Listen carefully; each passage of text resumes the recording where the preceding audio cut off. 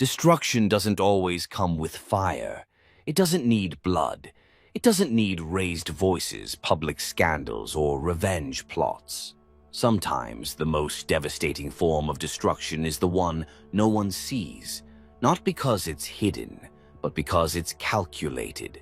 This is what Machiavelli understood better than any man of his time, that to destroy someone completely, you don't confront them head-on. You make them unravel themselves. You don't throw punches. You give them room to speak. You don't attack their position. You elevate it, just enough for the fall to be spectacular. The moment you react, you enter their game. And reaction is weakness. But when you refuse to react, when you remain still while they thrash, mock, provoke, and perform, you starve them, not of attention, but of oxygen. And without oxygen, their fire dies. Here's how it works. Someone insults you. Someone disrespects you. Someone undermines you in front of others. Most people would respond with retaliation, words, emotion, defensiveness. But Machiavelli would smile, because he knew true control begins where reaction ends. The goal is not to fight.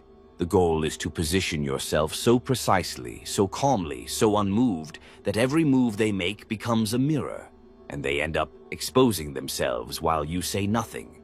This is your first weapon. Stillness. Stillness isn't passivity. Stillness is a form of dominance that confuses your enemy.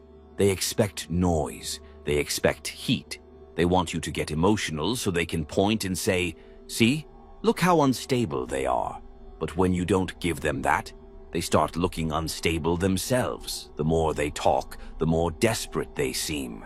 The more they explain, the more guilty they appear.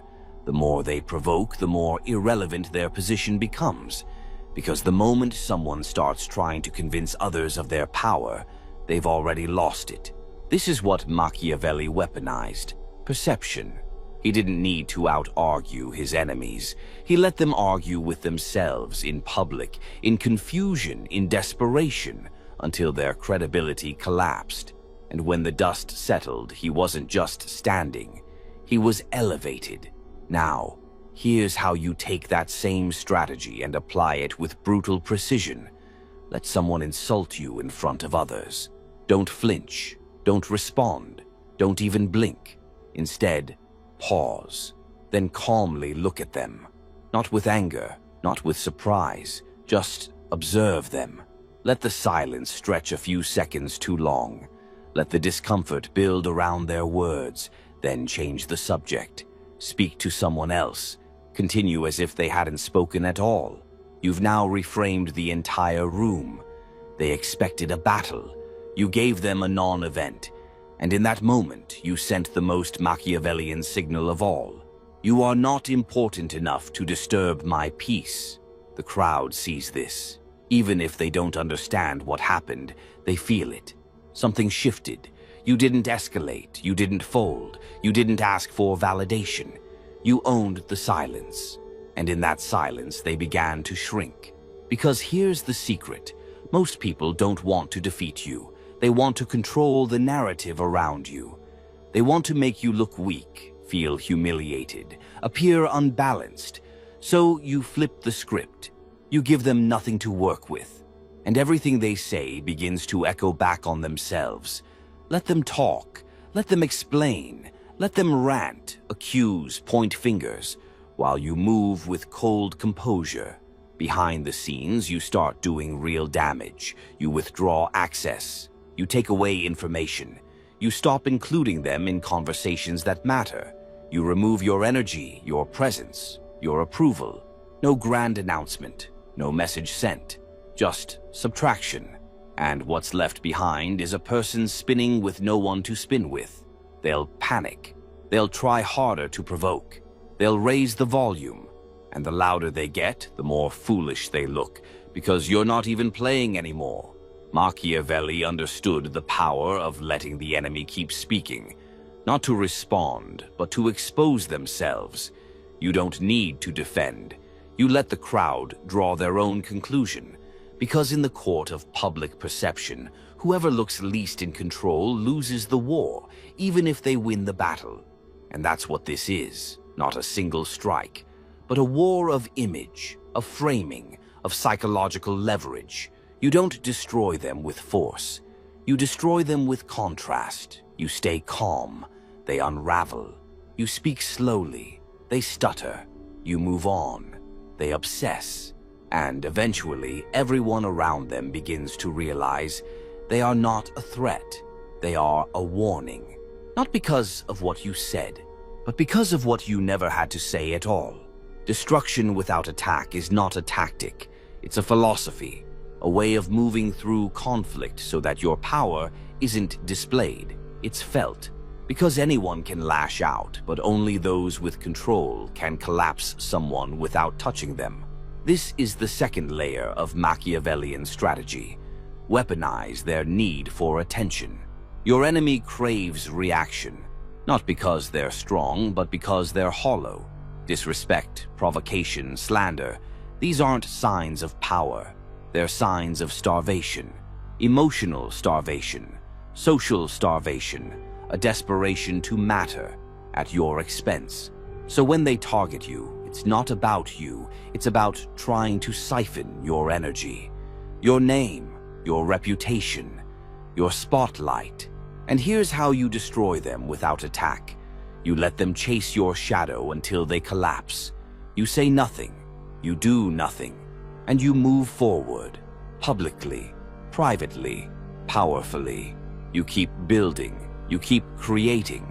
You stay focused on your mission, not their noise. And what happens? They look smaller with every attempt. They begin to look obsessed, unstable, insecure. You've shifted the story from you versus them to them chasing you. And nothing looks more powerless than that. This is Machiavelli's brilliance. He understood that attention is leverage. And once you know someone wants it more than you do, you control them. You create silence around them. You stop mentioning their name. You never speak ill of them, not because you're moral, but because you're strategic. Every time they speak about you and you say nothing, their voice begins to echo. People start to notice, asking why they are always talking about you, why they are so focused on someone who isn't even engaging, wondering if something is wrong with them. Doubt sets in. And in Machiavellian terms, doubt is decay. Because once their image becomes questionable, everything they say starts to lose value. And that's when you strike, not with aggression, but with contrast. You show up composed, dressed sharply, speaking calmly, delivering value, unbothered, unfazed, and unreactive, while they stumble, rant, and cling to relevance by dragging your name. And without you lifting a finger, the gap grows. They wanted to damage you, but in trying to do so, they exposed how much you matter, and how little they do without you. That's how you destroy someone without attack. You become the proof of their irrelevance. Now, there's another layer, one deeper, one they never see coming. Because not everyone will attack you publicly. Some will work behind the scenes. They'll smile to your face and sow doubt in private. They'll frame your actions as selfish, your success as undeserved, your intentions as toxic. These enemies are not looking for war. They're looking for erosion. Slow, silent sabotage. And this is where most people fail. They try to defend themselves to everyone. They try to correct the narrative. But the more you explain, the more you validate the existence of the rumor. Machiavelli would never do that. He would leverage the attacker's own behavior to set the trap. So here's what you do. You become more visible, not less. You elevate your name through actions. You perform with excellence in front of the very people they whisper to. You speak clearly in meetings. You make bold, intelligent moves in public. You show consistency, integrity, composure, without ever mentioning their name. Why? Because you're letting the observers compare you to the story being told. And when the story doesn't match your presence, the storyteller becomes the liar. That's the collapse. And you didn't have to expose them. They exposed themselves by betting on your silence to mean guilt. But your silence was never weakness. It was setup.